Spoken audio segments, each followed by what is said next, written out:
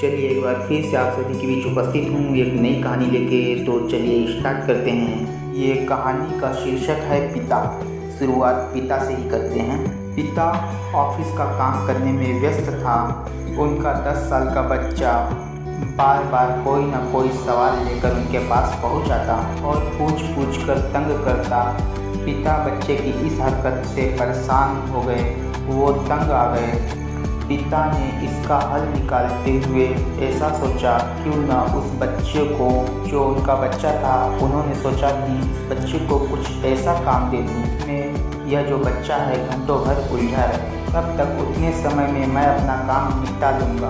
तब जो उनका ऑफिस का काम था, दफ्तर का काम, वो ख़त्म कर चुके होंगे। फिर अब की बार जब बच्चा आया तो पिता ने एक पुरानी किताब उठा ली।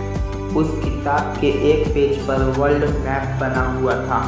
उस पिता ने, जो उस बच्चे का पिता था, उसने उस पेज को फाड़ दिया और फिर उस पेज को कई छोटे छोटे टुकड़ों में काट दिया और वे टुकड़े देते हुए बच्चे को बोला, इस पेज पर वर्ल्ड मैप बना हुआ था, मैंने इसे कुछ टुकड़ों में काट दिया है। तुम इन्हें, ये जो टुकड़े हैं, इन टुकड़ों को जोड़कर फिर से वर्ल्ड मैप तैयार करना।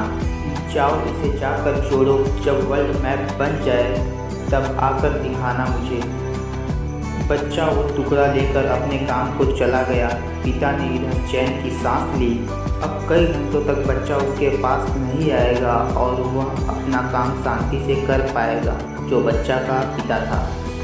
लेकिन ये क्या, 5 मिनट के भीतर ही बच्चा आ गया और बोला, पिता ये देखिए, मैंने वर्ल्ड मैप बना लिया। पिता ने चेक किया तो पाया मैप बिल्कुल सही जुड़ा था।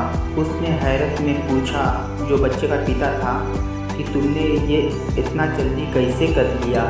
फिर उनके प्रश्न के उत्तर में बच्चे ने कहा, ये तो बहुत ही आसान था पापा।